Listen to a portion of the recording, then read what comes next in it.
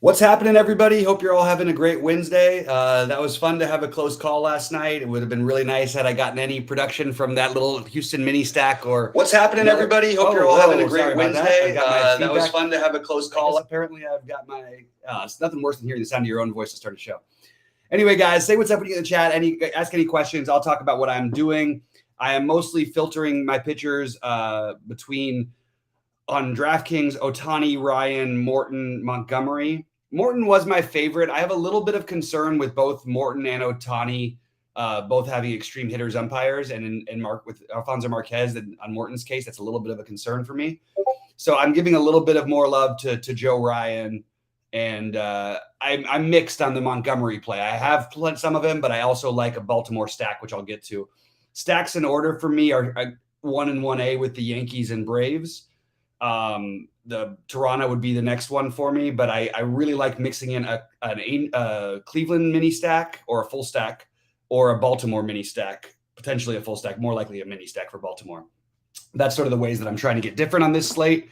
I do think you could make an argument for pitching a guy like, I just want to throw out one other pitcher. I'm not going to do it. Pineda against his former team, it's just the weather's so bad there that I feel like that you could take advantage of it from a pitching perspective. But I think I'm probably going to hold off. Otherwise, I probably would have stacked against him if it was nice hitting weather, but it is pretty lousy. So I am not going to be playing much of the Detroit, Minnesota anything, even though I'm kind of intrigued at the idea of taking Pineda in like a couple tournament lineups. I think what I'll probably end up doing is taking a long shot on Eunice, who I actually think is a really viable option that people aren't considering. So that's what I'm doing with pitching. I told you the stacks. I think the Baltimore mini stack, they're super cheap. Atlanta, there's plenty of ways to stack them. So you can stack them a bunch of different ways. And you can get some low ownership that way. I'm just taking a quick look at my ownership reports here. And let's see. It's not updated for some reason. Let me take another quick look, get my SaberSim stuff, and we'll be right there. And I will get to your guys' questions in a moment. So, all right.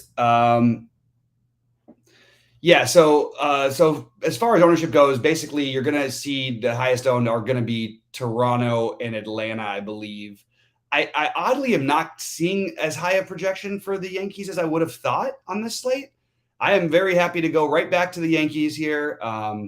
It makes perfect sense to me. I think you can make an argument for Houston and Texas as well, but I really want to try and keep it smaller. So I'm trying to mainly focus around the Atlanta and Yankee builds. And I just think the Yankees are going to be more owned than they're being projected for what it's worth. And the Atlanta, you could include Swanson, Dickerson, or Demerit, who none of those guys I expect to be particularly high owned. And I think if you include two of them, then you are definitely getting different within the stack that you want to stack if you do like those stacks, which I do. I think Cleveland is the team that is going to be crazy low owned. And Ohtani, we just know his boom bust nature. Like we've seen it for a while now. I mean, he gets lit up and then he goes out and pitches a gem. I'm going to take some shots on some Cleveland bats just to try and get a little different on this slate. It's a pretty small slate. So anyway, all right, let's see. We've got a bunch of stuff in chat. Let's get it, guys. I will talk about basketball if anybody has any questions. A 2-game slate, not playing much in basketball myself. I did post my early builds. Let's see. BVP against Montgomery. So who specifically you want to talk about with the BVP against Montgomery? Because I did look at this earlier, and I didn't. I mean, I guess you've got the Mancini has a bunch of hits off of him, but it's almost like worse when a guy doesn't have power. I mean, he's hit 1 home run in 23 at bats. That's nothing incredible. And I really, really hate when people who work for our site try and tag me in messages in our Discord while I'm on live, because there's obviously no way I can answer it for like 2 hours. We've got other stuff. I've got to finish building after this. Anyway, sorry about that. Back to it. Mancini has, his 10 hits and 24 bats. That's all good. No interest in Miami, not playing any game with that weather. I think Fetty is actually more viable than Miami is for me. If Miami does get there, I see them getting there in a non-thrill. It's a 55-degree temperature with winds blowing in at 12 miles an hour. That is not an enticing thing for a lineup that has that many righties in it, especially. And I never get, cool. It's cool to have a different stack. You can go ahead and do it. I have zero interest in stacking that game. That game is really, really awful for weather. Let's see what else we got here. And yeah, all right. But firing on in any questions. For what it's worth, I just think that I'm going to take a look again at the ownership for the Yankees, because I just am having a hard time with where I'm seeing them projected at. Having only 3 players in double-digit ownership, like, just doesn't feel right to me. It feels like, I mean, you have the highest run total on the slate. Basically, you have some guys that are affordable, like Gallo, who you can mix in with guys that are expensive. I just think there's a lot of ways to go with this, and I am going to be all over that one myself. It's just what I'm doing, and I'm going to see real quick. I'm not going to give away what Rody's core is, but I want to see for my own sake. It doesn't look like I have Rody's core for some reason. Maybe I need to update or something, because it's not showing me Rody's core. It's just got it written in, but no players listed actually. So I hope I'm not the only. I hope I'm the only one. Yeah, the ownership does seem off for multiple teams. I agree with Rody on that. Let's see, BVP against Montgomery. That I'm guessing that was in relation to Mancini, which I already addressed. Braves highest owned, Yankees third highest projected on RG. Yeah, yeah. That's not entirely true, actually. How can the Braves be I mean, I'm looking at the RG projections as well as the SaberSim projections, and the Yankees only have 4 players that are over 10% owned, probably 3. Stanton's just barely over there. So wouldn't Toronto be more? Because Toronto's got 3 guys over 25% owned. And then you get Gurriel, who's going to they have around 15. I think Collins might be more popular than people think. But yeah, I know Atlanta's popular. I told you the way to get around it is to you can stack through the bottom of the order, play like the Swanson, Dickerson with the studs you like. And I think you get a little bit off the board that way with that Atlanta stack. The reason there's more chalk on this slate is, one, it's small, and the weather is terrible for hitting in Washington and Minnesota. So you basically have 2 games, and San Francisco for that matter. You basically have 3 games that you don't really want any hitting from. So you really it becomes a small slate pretty quickly. That's just where I am anyway. I don't mind if you want to take a weird shot with a giant stack. I'm just not doing it myself. Hello to John Jenkins. Yeah, I refreshed, man. I'm still not able to get your core. Don't know what's happening with that, but I can double check again. I'm gonna go through it. Let's see. For the main slate, Rody, right? Like you have it up there, but so there must be somebody in there. I just don't see any core. Maybe it's something with my. No, there we go. I got it now. Okay, nice. In business with Rody's core. Fairly, definitely some crossover, but he's going for a little bit more of these of these. I like it, actually, a little bit of these Red Sox, which I wouldn't mind taking a shot on. So I actually think that's kind of an interesting way to go. Tony, yeah, no problem on the Rizzo one. Yeah, he was great test. There's really nothing else we could do about it. There's really nothing else we could do. If you had Rizzo and you had Gallo and Judge, which I did in my main lineup, it was a good night, but it could have been almost a great night. Some sites have Boston way higher than SaberSim. Yeah, I don't know. I don't personally think Boston is going to end up crazy popular, but I do think they're going to have some ownership for sure. And I think that they will be high owned. Like, I think that the Bogarts Story combination will be fairly high owned. I guess Devers and JD. So that does even out to being a little bit more owned. One thing I'll say for them, Stripling is probably as good as the pitchers in the 9Ks on this range. Probably worth noting. It's just that he's coming back from an injury. Who knows how long he's going to go? All that kind of stuff. And Boston's been terrible. That's the other thing. Their lineup has been absolutely dreadful, one of the worst in baseball. So I'm not doing it, but I don't mind anybody. I like the idea to get different. Unfortunately, they are going to be a little bit higher than I would even want. And I don't currently have like any Boston players in my lineup. So if they go off, I probably lose tonight.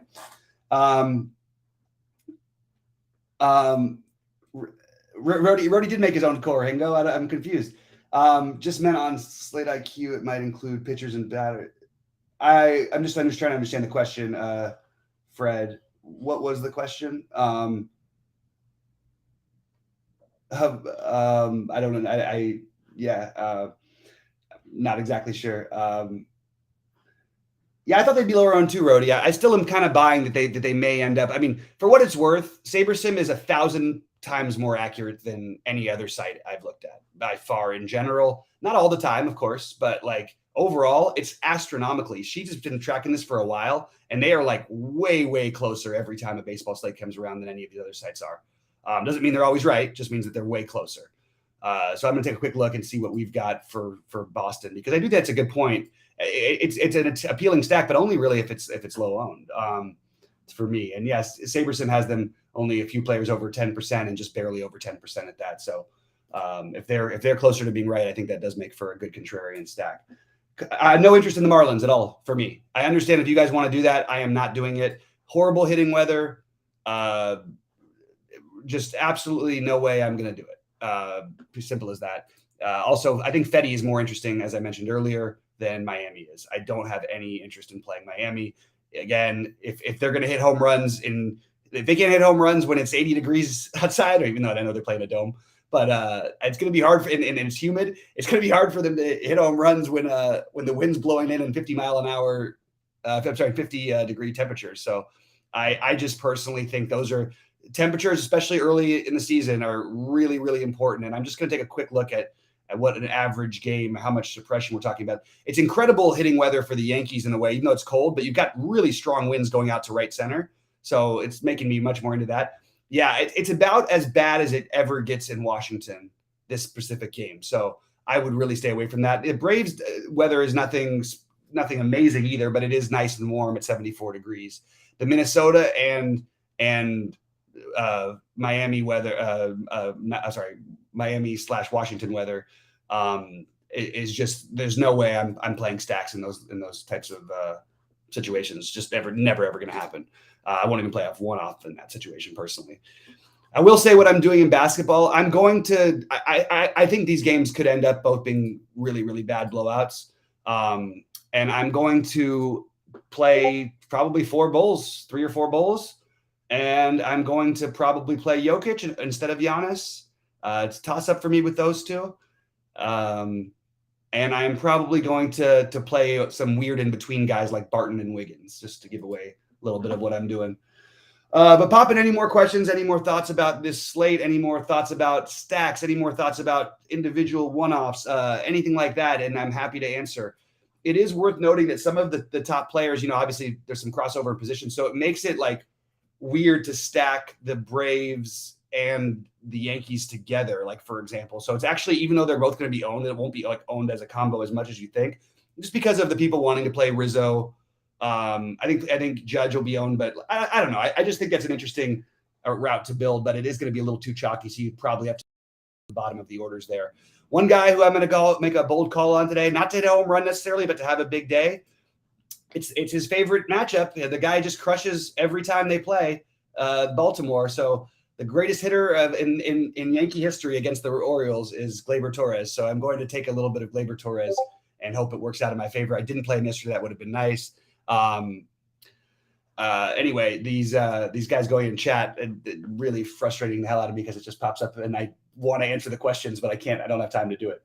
Favorite Bulls are in order. Well, it depends on who's starting, first of all. I'm always going to answer that question that way. We don't know who's starting. We're speculating, but it should be White. White's a virtual lock. Like I said with Oladipo last night, like once he's starting, you basically can't really fade him last night. I mean, if you faded Oladipo, there's no way you could have made money last night. And I think that Kobe White and Desonmu both have the same potential at the same price that Oladipo was yesterday. I'm tending to mix those guys with DeRozan or Patrick Williams, and where I'm not using those guys, I might use some Derek Jones Jr. or Javonte Green. So those would be the main ones, though, White and Desonmu. For the Yankees, if you're building a mini stack, who would I play on DK? Good question.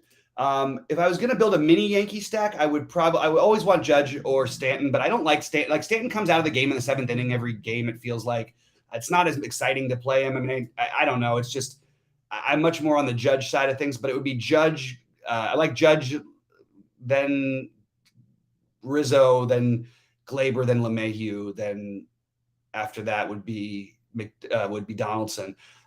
Donaldson overall is usually a much better play than LeMahieu is. He just doesn't look right, man. He doesn't look right with his swing. So that's the way I would rank those guys. Lopez and Ryan on DK. Go ahead. I've got it myself. Thumbs up on that one, Hingo. Let's see.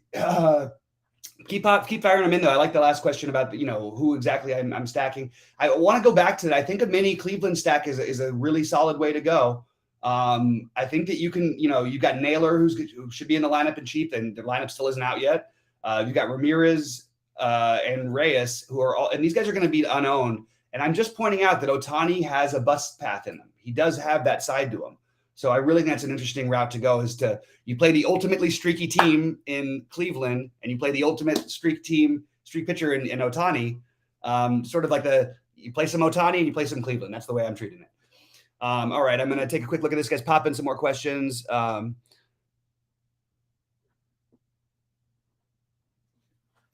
really, let's see. Just joined. Do you still stand by your Orioles? Yes, absolutely. Love the bats as like a 3 or a 4 man. I don't think I want to go with a full stack against the Yankees, who have one of the best bullpens in baseball. Also, though they got lit up pretty good yesterday. I like the Hayes, Mancini, Chirinos combination is probably my favorite. Drew Holiday's fine. There's nothing. I mean, I would rather play Steph than Drew Holiday if it was me tonight. But yeah, he's fine. I don't think there's anything different about 40 some odd % owned Drew Holiday. He's totally fine. I'm looking at these, that these Yankee numbers are making me even check. I was going to stack the bottom of the Yankees, do the 6, 7, 8, 9 Judge, the 6, 7, 8, 9 2.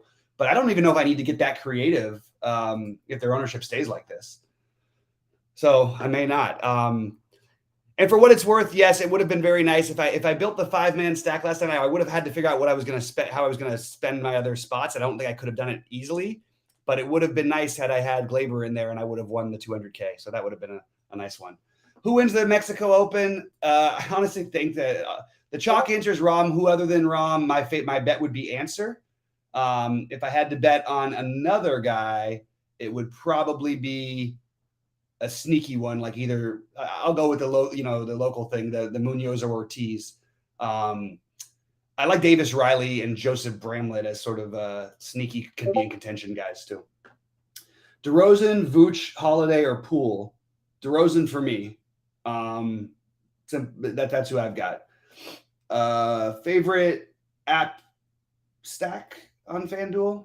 Should I eat Yankees chalk? So the Yankees on FanDuel are a little even easier to get in. I'm eating some Yankees chalk, but I'm getting it mixed up. I mean, you have other guys who are really cheap. I'm trying to mix in my Cleveland with the Yankees over there, playing a little Jose Ramirez and Rosario, and then we do have the Cleveland lineup out now. And let me just see who's in this Cleveland lineup before I see anything, because it came out we were on air. All right. Yeah.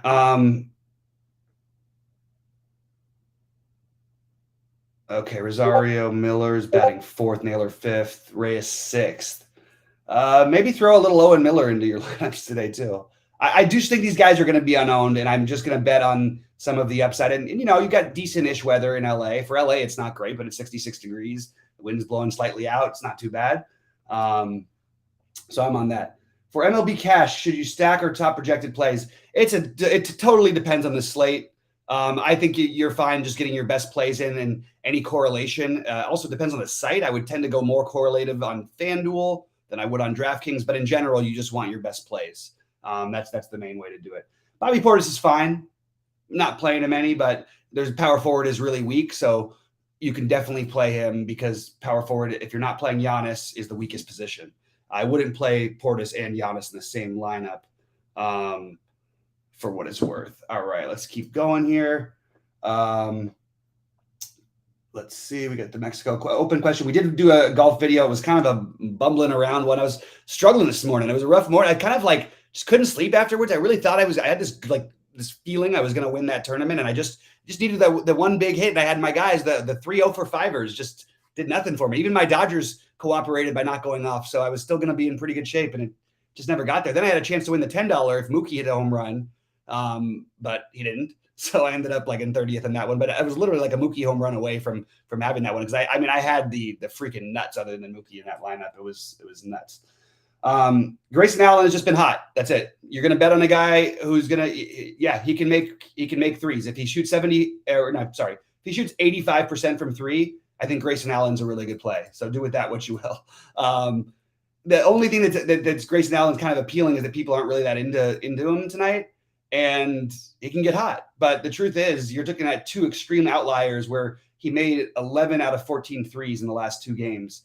And that's really asking for a lot. He also had 3 steals in the last game, which is something that he's not a big stocks guy in general, but he has had 5 over the last 2 games, stocks for what it's worth, but I wouldn't be relying on that. And on DraftKings, he's certainly more in play than he is on FanDuel. I don't think you can play Grayson Allen on FanDuel and feel good about it, but it's fine.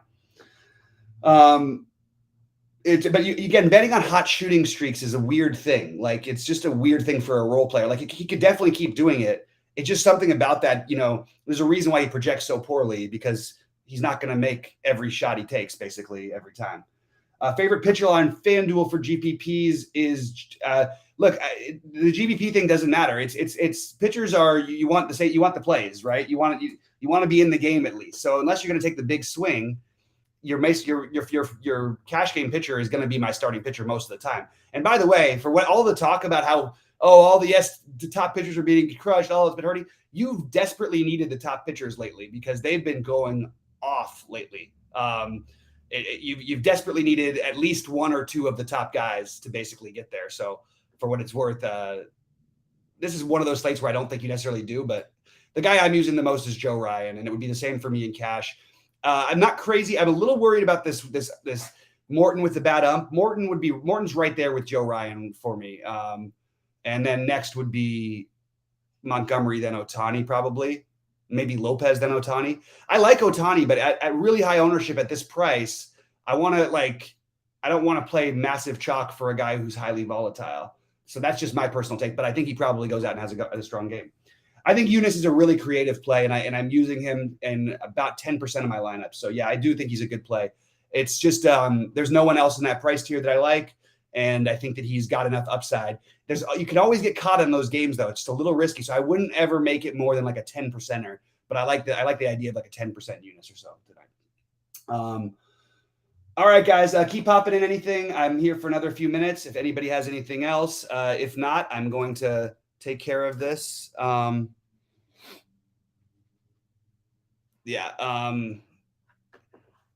love everybody. It's so interesting though, because like so many people, I'm happy to answer anything for everybody, but sometimes I feel like people just want to vent and complain in chat, and I just am like, not in this chat, of course, in Discord or obviously on Twitter, but it's like, if we can come up with a solution, we'll try and come up with a solution. I'll be right. I'll get to it when I get off. Anyway, the bad ump narrative. That's not a narrative. That's just a thing. That's a factor. If you don't factor in umpires for pitchers, you're probably playing DFS wrong, especially in tournaments.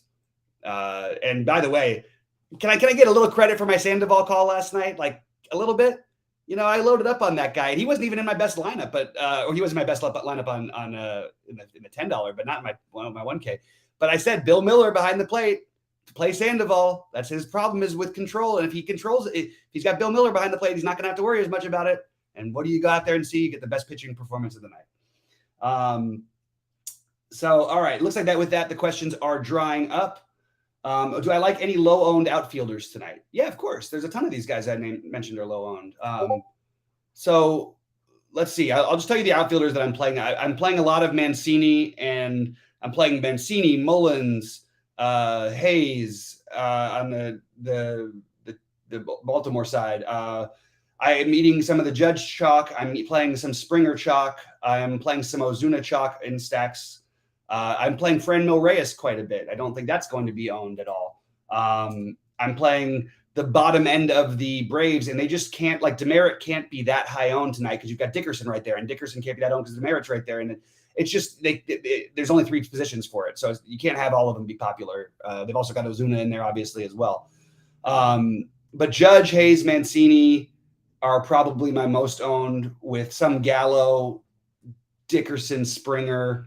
I probably should get a little exposure to Stanton. But those are not the low owned ones. The lower one, Gallo is not projected to be very owned, by the way, for what it's worth. None of the Cleveland guys are going to be owned. So again, Naylor in that first base or the outfield. That's sort of the guys who I'm playing tonight. Nick, I love it, buddy. Always wants to start with the baseball, this guy. All right, let's see what else we got. In regards to 200 case last night, would I have rather made a mini 3-man? I didn't build one off. There was a 2-man. It was a 2-man Braves stack. It was a 2-man Orioles. It was a 4-2-1-1. And no, I liked what I did. Would I have liked to have done things different? But I did do that. I mean, I couldn't have afforded the pitchers that I did because I played Gaussman in that lineup along with Rodon, and I wanted to play my favorite Yankees, and I got the right ones. So I had to pay down. So the only way to do it, you can't just make up and say, okay, well, there's a stack. I wanted to do it with a stack I actually wanted. I liked Houston, didn't work. And they were super cheap. And the guys batting first and second, they just happened to go 0 for 5 each. That's not going to happen all that often. And then you got the what's it called stack? My favorite one-offs from the Texas side of things, which I thought that Brad Miller was a little bit of chalk I could eat, especially when all of my guys, my main stack, the highest owned player was 8%. So I don't know. I don't think I should have done something different. I like what I did. Every catcher at 2K is playable for what it's worth, but I wouldn't be aiming to try and play him. I would rather play Chirinos than any Chirinos. Chirinos is my favorite cheap catcher. And my favorite catcher overall is Zach Collins. But Chirinos and Collins would be are scattered through my lineups along with some d'Arnaud, but d'Arnaud is going to end up being, I think, the more popular of the bunch. So trying to focus more on Chirinos and Collins. Obviously, Chirinos where I'm not playing Montgomery. All right. All right, guys.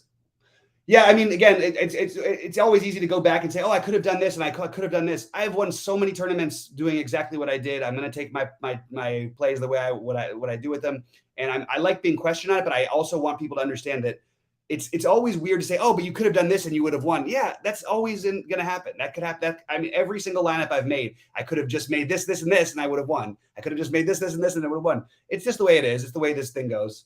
Sometimes it happens. Is Otto bad? No, I think he's medium. Medium on the slightly poor end. You could use him. He's usable. He's going to have some ownership.